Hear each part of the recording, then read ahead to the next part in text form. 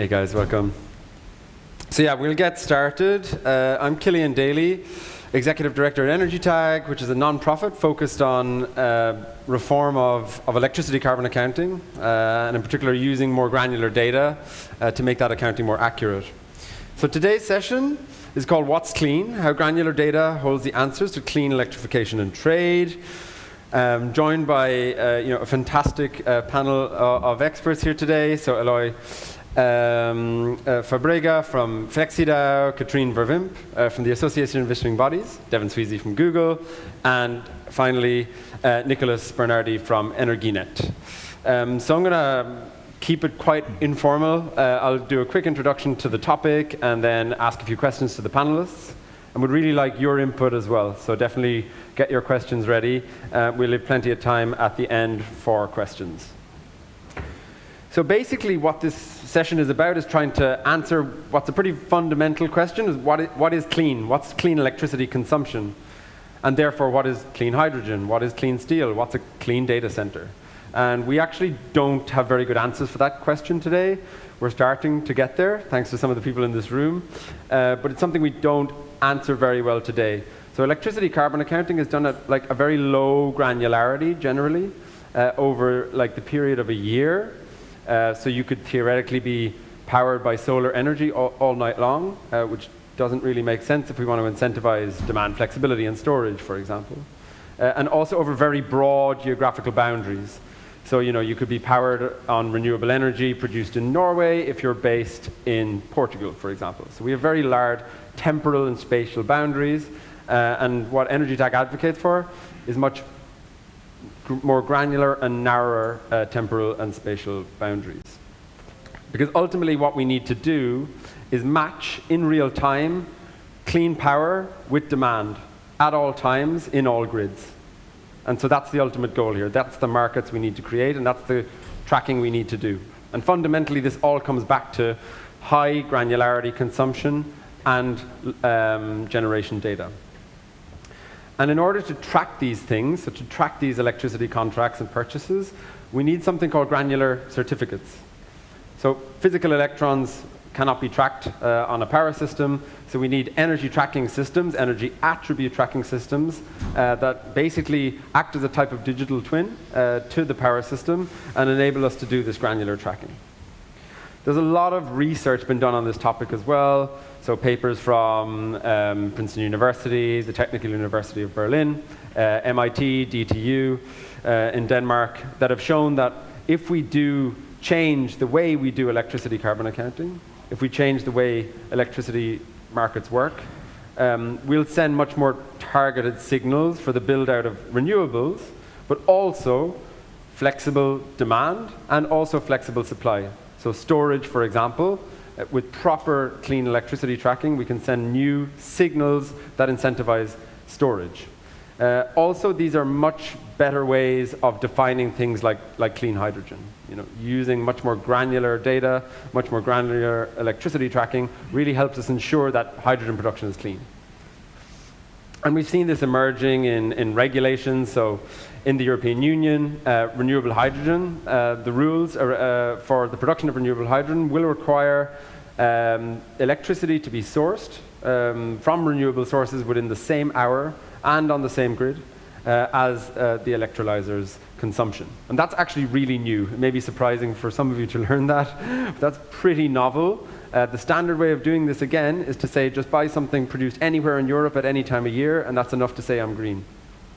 If we did that and built out a hydrogen sector based on those rules, we would build a lot of new gas capacity locally and use attributes from other countries to call that green when it's not. So this is actually a very fundamental question for industrial decarbonization. Another point I want to touch on is the importance of common standards. So it's very important that Europe does this tracking in the same way as the US if we want to trade clean hydrogen or clean steel, or if we want our companies to count their emissions in the same way. It's super important to have common standards that make sure things are being done properly without double counting. And so this battle is starting to emerge in more, I think, general conversations around electricity, around the energy transition in general. We've seen long-form articles in the Financial Times recently about this question: how do companies do their carbon accounting?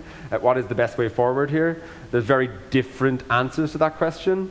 And things like the Greenhouse Gas Protocol, which sets the rules for electricity carbon accounting, are under review. So the next year or two are absolutely critical for defining how this question gets answered globally. So I definitely recommend you go and read some of the journalism from FT, Bloomberg, MIT Tech Review on this topic. So that's enough from me. I'm going to start with a couple of questions for the panel. And I'm going to start with Katrien from the Association of Issuing Bodies, which is basically the organization which oversees energy tracking in Europe today. I think about 800 or 900 terawatt hours of energy is tracked through the systems represented by the Association of Issuing Body members. So you're really the arbiter of energy tracking in Europe. So tell us why that's important, Katrien, and how moving to increased granularity in energy tracking over time can help move these systems forward. Thanks for the good question. I think the market has proven its relevance on the why of energy tracking when it initiated a voluntary standard more than 2 decades ago, so which resulted in the current European energy certificate system being indeed a voluntary standard operated by AIB for and by its members. So it's constantly further refined by decisions of its member base. And its member base, like AIB, is a non-profit association, international association, Brussels-based, and the members are only governmentally assigned issuing bodies of guarantees of origin, and also non-governmental certificates are welcomed there under certain conditions. But it's the issuers of these guarantees of origin that are in the association and that jointly make the decisions of moving things forward. They audit each other, so they are the quality assurers of each other's systems together with a pool of professional reviewers. And that ensures the quality of it. And the main driver of it is preventing double counting. So I'm now more than 20 years in preventing double counting, and still it's a core task, it's a core attention point, and especially because the importance of energy tracking is growing so much, it's moving more and more to the center of the energy transition. Double counting is a risk around every corner because 2 decades ago we were happy that one piece of legislation in Europe integrated energy origin tracking, the Renewable Energy Directive and its follow-ups. But now, so many pieces of legislation integrate energy tracking, and it's super important that they all build on the same instrument, the same way of accounting, because that in itself is what guarantees the uniqueness of a claim. You can have beautiful pieces of legislation, beautiful accounting, but if you account the same thing twice, it doesn't matter anymore. So that's the first thing. Still preventing double claims, preventing double counting, harmonized understanding is really why we need standards. And that for international transfer inside Europe has proven to work. But it's not only for the system mechanism itself, it's also at corporate level, those who internationally have portfolios, bigger companies, they really need a harmonized way of approaching purchases and proving their green claims. So that is the big reason. And then indeed we see these days that proving double counting prevention alone seems not enough anymore. There's quite some signals here and there. The question is like, yeah, okay, fine, we have disclosure, but we have also target accounting, and they sometimes account differently.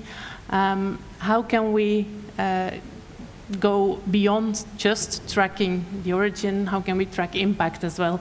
And that's where we see really demand signals on hourly tracking, hourly or closer to home, closer to consumption tracking. And I feel that we observe also some criticism on the geo system if we don't really take that seriously. There's substantial risk that energy attribute certificates in general can be passed by, and that in itself would cause double counting as well. So there's not really another option than listening at these demand signals, which is what we do in AIB, and we're on a facilitatory track on further facilitating the hourly certificates for our members in our standard. We have that already facilitated. We are in AIB further standardizing this hourly certificate. But then, from there onwards, it is of course up to our members. We are not enforcing our members because they're governmentally representatives. It's up to them to take it up or not. Great, thanks. And yeah, I think the role, it's super important because it's, these tracking systems are basically the data layer of of electricity claims and trying to prove if something is clean or not. So it's super important that that data layer is representing the reality as well as possible. I'll now go on to Devon from Google, obviously a major renewable energy buyer and consumer of electricity also. One thing that I find quite interesting is that you guys have obviously taken some of the more ambitious targets in terms of clean electricity consumption. You know, I think it's quite unique. A lot of organizations are happy to stick with today's way of doing things, but you seem to be taking a strong lead in helping push things forward. Why is that, and how are you actually doing this in a systemic way, kind of beyond Google's boundaries? Yeah, well, thanks for the question, and thanks for having me, and hey, everybody. So maybe just by way of quick background, as you say, Google is a large electricity consumer and large buyer of renewable energy, so we have 25 terawatt hours of electricity consumption globally as of last year, and that's continuing to grow. And we've been on this journey for a long time to figure out how to operate our business as sustainably as possible. And one of the ways that we've been doing that is through the purchase of clean energy. And we signed our first long-term power purchase agreement for renewable energy way back in 2010, when it was still quite novel for companies to do that, and helped kind of scale that model for others as we were buying clean energy at scale. In 2017, we purchased so much renewable energy that for the first time we matched our global annual electricity consumption with purchases of renewable energy. So we purchased as many megawatt hours of renewables around the world as the megawatt hours that we consume for our operations. But we knew at the time that that was a really important milestone, but it's not the same thing as fully decarbonizing our electricity consumption, as actually operating around the clock on clean energy. And so that's the goal that we decided to set for ourselves starting in 2020 that we call 24/7 carbon-free energy, which means we're trying to bring onto the same grid where we are consuming power technologies that provide clean electricity that match our hour-by-hour electricity consumption around the clock. And the goal is to do that by 2030 everywhere that we operate. And there are a couple of reasons that we set that goal. The first is that we thought it's really important to be transparent about our electricity consumption and about our progress. And even though we had met this 100% annual matching goal, that we still had more to do, and that it was okay to be transparent and open and realistic about where we're at and where we think we ultimately need to go. And the second reason is that, you know, by targeting complete decarbonization of our electricity consumption, we could try to chart a path to better understand how we need to get the entire grid system to zero carbon as quickly as possible. And you mentioned in your opening a lot of the sort of research demonstrating how, you know, as companies start to do this more local and hourly matching, we can actually have sort of an accelerated impact on the grid system. And that brings me to the topic of this panel around sort of granular data and why is granular data important. And, you know, we realized that in order to understand our hour-by-hour electricity consumption, understand the carbon intensity of the electricity that we're actually consuming, we needed to understand more granular data, both for our consumption, but also the electricity grid data and the production data from the assets that we had under contract. And initially, that was somewhat challenging to get for all of our operations, but we worked closely with a lot of partners, including Flexidao, represented on the panel here, EnergyTag, to think about how do we certify this at a more granular level, and how do we scale this granular data, not just for Google, but for all companies and all consumers that want to adopt this approach. And that's also why we've engaged significantly in this question of standards development as well, because in order for this approach to scale, in order for companies and organizations to have granular understandings of their electricity consumption and how to more directly address it, we need to have a standard way for measuring, we need to have a standard way for accounting and understanding the carbon intensity of electricity consumption. And then that gets into, you know, some of the standards that we've been working on, including the carbon data specification standard that was mentioned earlier in some panels today, also EnergyTag, but importantly, as you mentioned, Killian, the greenhouse gas protocol, and thinking about what's needed to really provide a more accurate understanding of corporate electricity consumption and the emissions associated with that, so that we can understand how to more adequately address that consumption through clean energy purchasing. Yeah, I think it's kind of a fascinating approach because it's quite systemic, I would say. working on the policy aspects, the standard aspects, but also then bringing that back to company procurement. It's definitely quite novel. So it's kudos for that. Maybe now to look at the system operator perspective. So Nicolas from Energinet, obviously Denmark is well known for its very high penetration of renewable electricity. And so one of the most advanced grids in the world, data infrastructure is very advanced there. Why has Energinet decided to work on this topic of granular certificates in Denmark? What are going to be the benefits for Denmark, basically? Well, let me start from the top. Part of our strategy as Energinet is green electricity for a better world. And my colleagues here on the panel already talked about the benefits of granular data and how granular data actually can help decarbonizing the grids. So this is pretty obvious that we should have a look into that. At the same time, we in Denmark have a data hub, and we have hourly data on electricity production and electricity consumption already.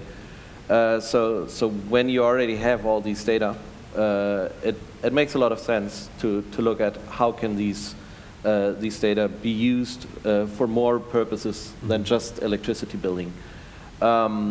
So what we did 4 years ago was start with a pilot and started some testing on the market, and we figured out that there's quite a demand for better electricity tracking. There were quite a lot of response towards the approach of having a more granular system, and then if we're talking about the TSO perspective on this, it's pretty obvious that in electricity grids with a lot of renewable energy, with a high penetration of renewable energy, that you need to incentivize that electricity is used when it's actually available. And what we are hoping for is that we can give another incentive for companies to use electricity when it's available, but at the same time also incentivize battery storage and other new technologies to go into this. So that is pretty much the why we went into it.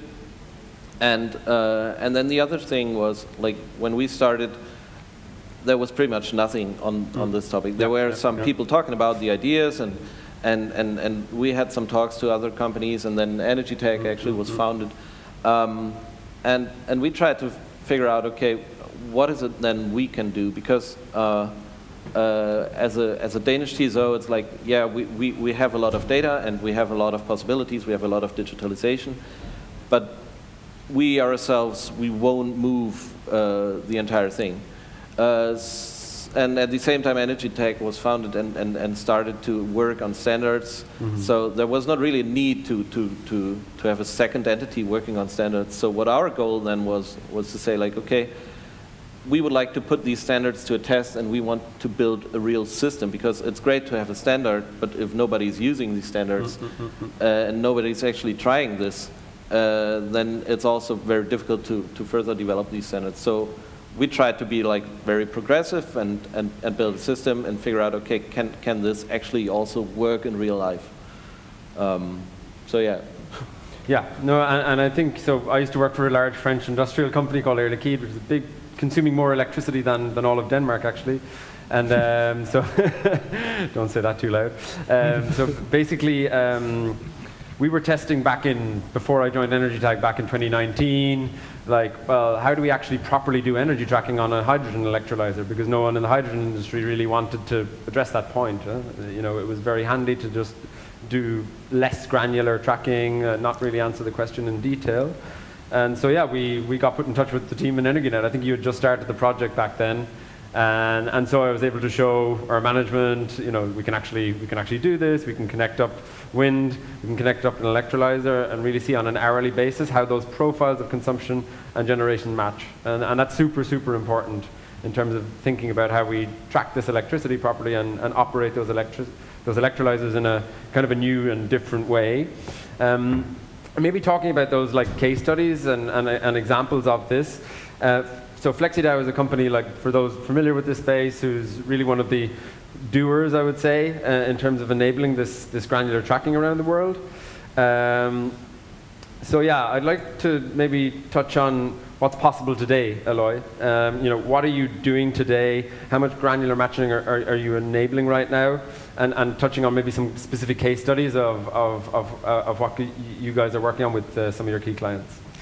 Yeah, great. Thanks for the question and for inviting Flexidao to be such a great panel.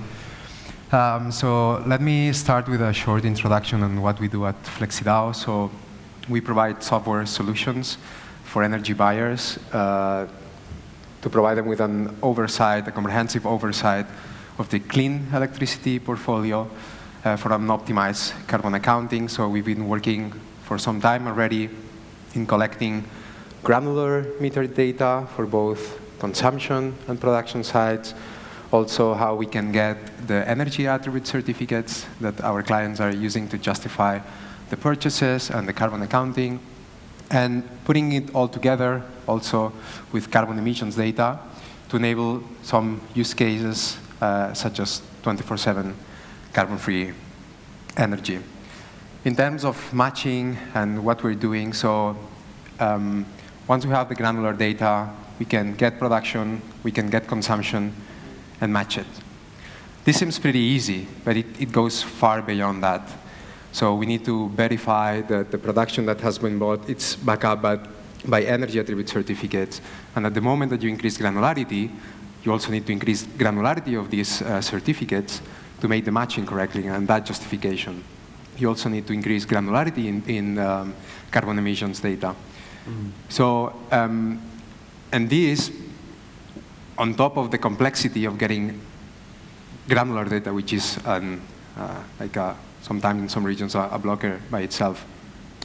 And just to provide some numbers here, so right now we track into our software solutions annually around 50 terawatt hours of electricity, and from those around 8-9, I think, are matched and backed up by bilateral contracts and the corresponding energy attribute certificates. And about a case study, well, we need to highlight our collaboration with Google, as Devon was saying.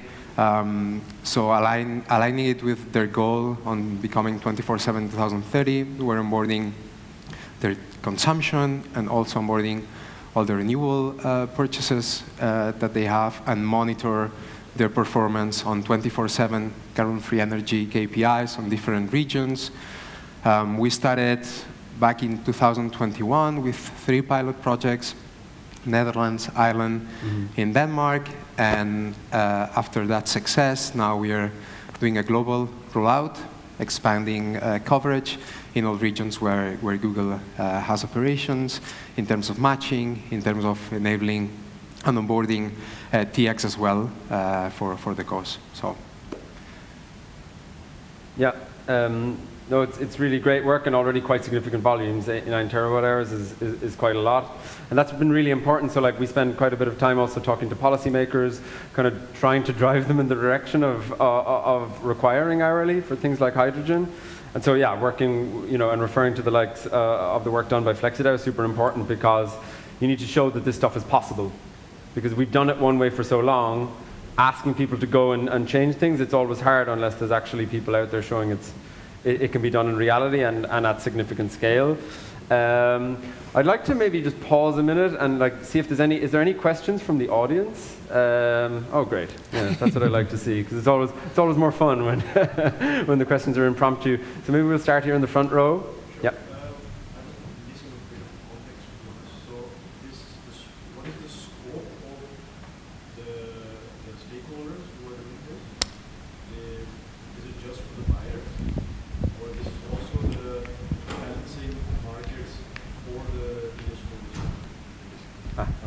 I'll repeat my question again. Yes. So I was wondering, does the balancing process of the TSOs also be affected by this? I'm talking specifically about load frequency control or demand and supply matching, or this is just for consumers with a huge energy usage to help them decarbonize? Yeah, well, in general, I'll pass it on to the panel in a minute, but in general, when we talk about, when I refer to the carbon accounting, that is usually the end consumer of electricity, so scope 2 accounting we call it, so how they calculate their emissions. But obviously then, if they want to reach a certain target based on a certain set of accounting criteria, then that influences how they buy electricity, how they talk to their suppliers, what types of PPAs they sign, where they sign those PPAs, what portfolio of assets is involved in those PPAs. So, these rules have downstream effects as well, even if the accounting is mainly scoped on the buyers themselves. Maybe I'd open up to the panel. Nicolas, do you have anything to say on the TSO side? No, as you said, until now it's really about documentation and tracking the energy flows. But yeah, of course, as you mentioned, it will have some effect if it is used. Energy tracking is done in a book and claim way in the electricity framework. Like you put energy on the network, certificates are issued for that, and they can be traded separately, transferred separately from the commodity of the energy, and at the end they get attached to a certain consumption.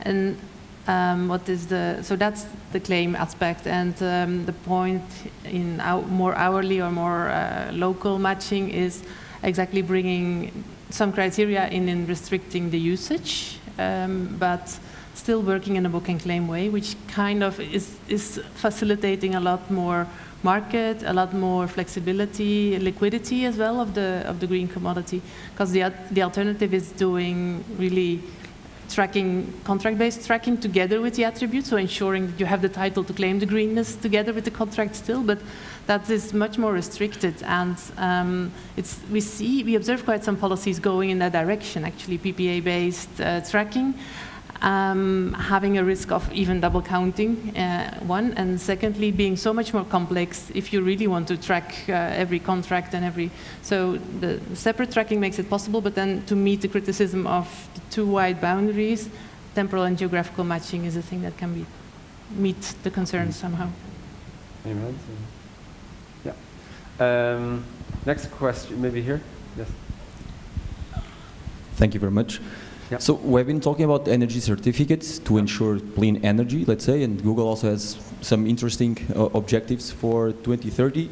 However, I'd like also to ask something related to the technologies that we are going to need to ensure this clean energy. So are we also tracking the primary resources that are needed to ensure these technologies? I'm talking about lithium, or from the PV panels that lead a lot of silicium and so on. So nobody wants lithium mines on their backyard. Portugal has a huge reserve of lithium, is facing a lot of issues to open lithium mines. Is this also monitored by any agency? Because the energy can be clean, but it's only guaranteed if the technology that relies on something else allows it. Thank you. I can start, or does anyone want to? Just to frame it. So basically, obviously it's a good question. This is more related to supply chain tracking. So essentially, when we talk about tracking of emissions or anything else, there's kind of like what happens directly. Then there's things called scope 2. This is indirect. So this is really electrons and steam. And then there's everything else. Basically what we're talking about on today's panel is mainly the electricity sourcing. So what's the emissions associated with the production of that megawatt hour? Those certificates today do not track, specifically, what metals were used to make the wind turbine. I'm not, so that's what I can say about the scope of the certificates. I'm not aware, it's definitely not my area of expertise at least, who is doing that tracking. But maybe others are. I can add something. So when you are doing carbon accounting and you use carbon emission factors, you rather have direct emissions data set that just account the emissions linked to what the producing power plant is emitting. And then you have models based on more life cycle accounting, so take into account other aspects in the life cycle in the generation power plants that could increase depending on the methodology and what's actually included behind in those aspects that you were saying. I think it's mainly in the political framework today that it hasn't entered in compliance settings. So that's where labels come in. As long as something is not in a compliance or a real requirement, it's still possible to track it voluntarily, and labels do sometimes do that, but it's indeed not that wide. Like the focus on decarbonization is kind of narrow if you have that scope in mind. Probably just to add, I mean, being at LF Energy, what we're doing here is, or when you're doing hourly matching and hourly certificates, you're actually forced to do it digital. So there's no chance to do it without a digital system. And the beauty about a digital system is that it's pretty flexible, and you could actually add attributes to these certificates. So probably in future, we will see multiple new attributes, like probably somebody wants to buy electricity from wooden wind farms, or I don't know, what you can figure out whatever you want. The question is just if it gets a mess at some point, so it's more like on the standardization side and the legal aspects have to be figured out, but the systems are actually very flexible, and you can add whatever information you want on these certificates in the end. And there is a place on the European Guarantee of Origin for a label stamp, just saying it complies with certain criteria. But nowadays this is not taken into account to guarantee that a company is green, let's say. This is not yet. There is not such a harmonized meaning of what means green. Thank you. Now there is, in Europe, there's the Corporate Sustainability Reporting Directive, so this is basically an EU law that's going to require, I think, 50,000 companies in Europe to report lots of different information on emissions, biodiversity indexes, many other things. So that is kind of the first global region legislation that's going to mandate this. Now, whether that goes from just reporting to compliance, maybe that would be the next step of this. That's kind of to be seen. But as maybe I mentioned earlier on, there are certain cases where regulation is requiring these certain attributes of electricity sourcing to be taken into account in order to qualify for subsidies, for example. So renewable hydrogen, you can't just do whatever you want. You have to meet certain quality criteria. And so, yeah, it's not general yet on all companies, but there are certain cases where it is. Yeah, we have a question up at the back here. Could we get the mic over?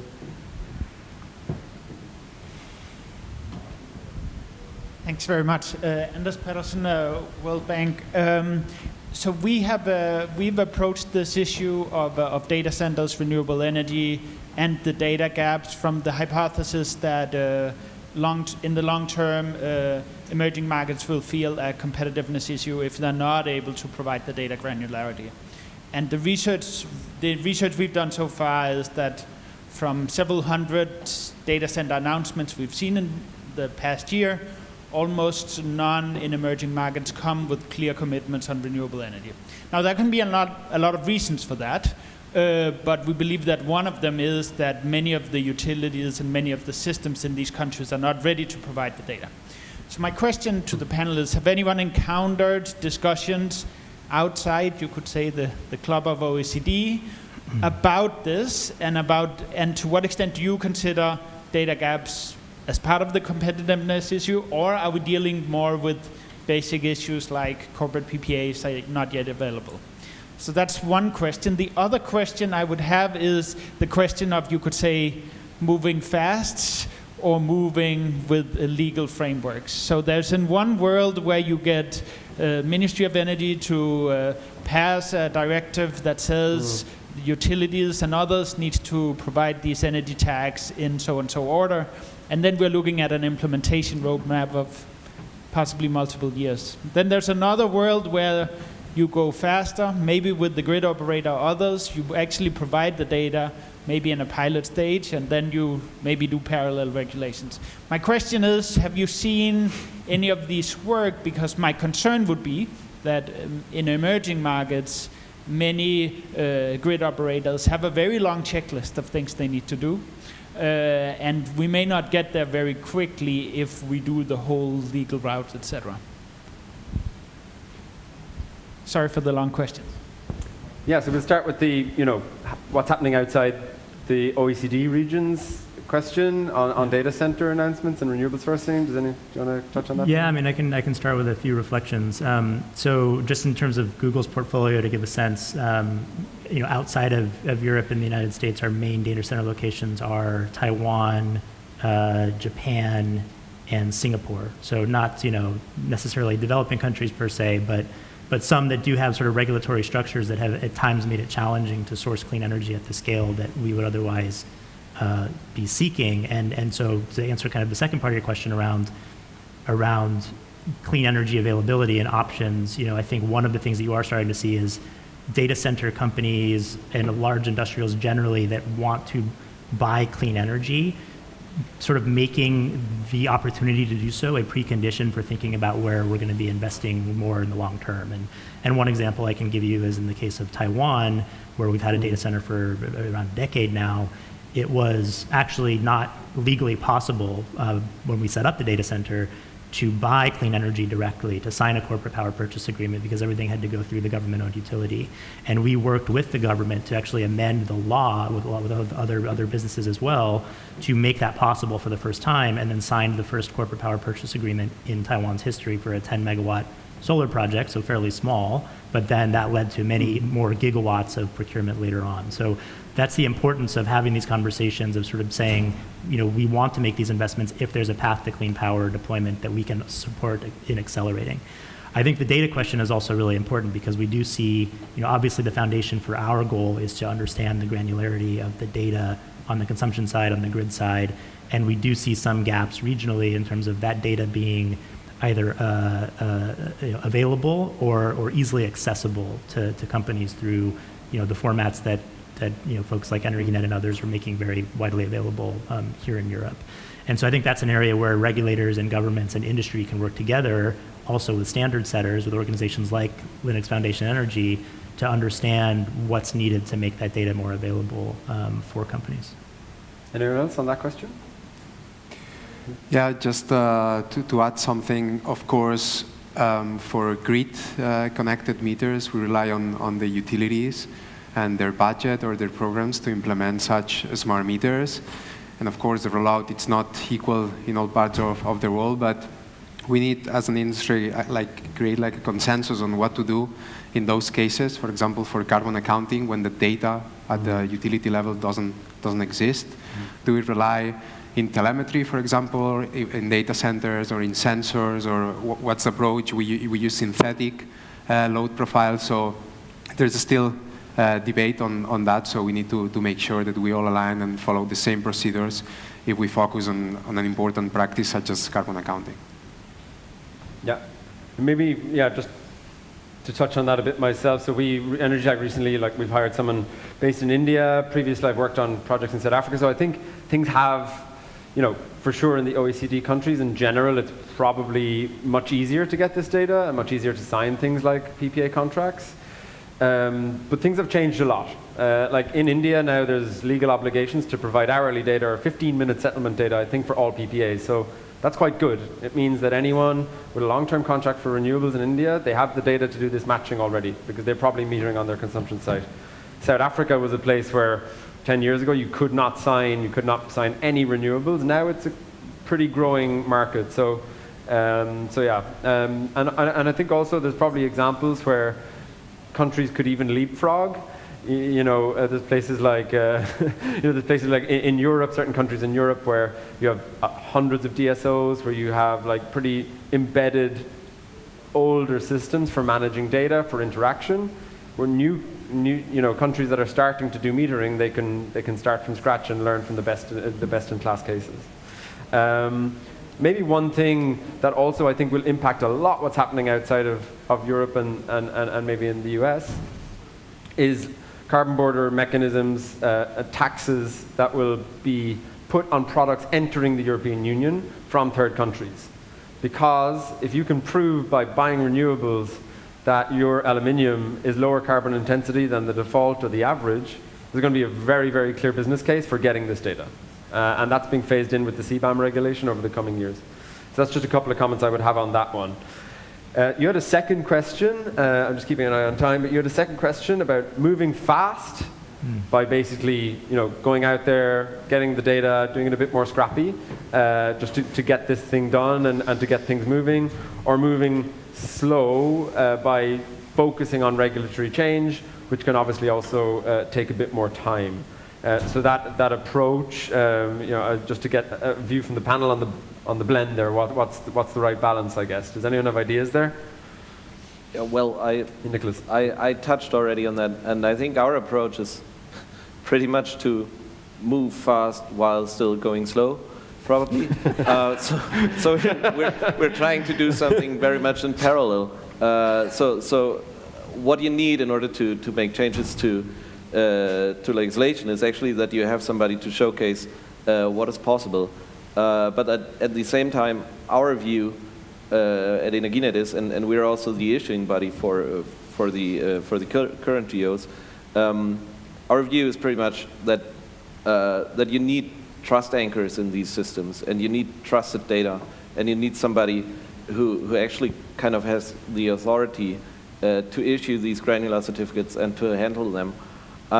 So our approach was pretty much to figure out how we can support a market for granular certificates, where we do the issuance and the matching, and at the same time have a digital system which is open for the market, so that third-party market players can actually build their solutions on top of that.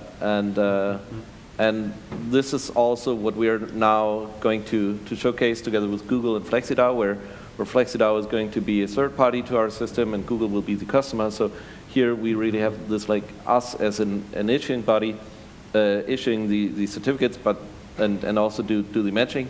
But Flexidao being the company who's handling the contracts and who's building UI and all these sorts of things. And then probably as a second part, when you want to move fast and still go slow, sometimes it's good to go together with some other people who are going in the same direction. So this is why we entered or established a collaboration between other TSOs in Europe. So TSOs that are willing to go in the same direction. So we're really happy to work together with Eloi, 50 Hertz, and Eloi, which are actually very good partners in this development. And while going together and try to figure out how we solve these issues, we also figure out like that markets in different countries are different, data sources are different. So we figure out that there are a lot of different issues that all have to be solved. And what we're trying to do is really find a system that can work all over Europe at some point. Great. Well, I think we have pretty much run out of time. I think the next session starts in 30 seconds. So. I think it's a really good point to end on. So thank you so much to the panel, first of all. And I think that idea of moving fast and slow, thinking fast and slow, is actually a really important one. You need to move fast to innovate, but also make sure you don't move too fast that you kind of lose everyone. So we'll end it on that note. Hopefully you found it interesting. Feel free to come up to us after if you have any further questions. So thank you very much for your time.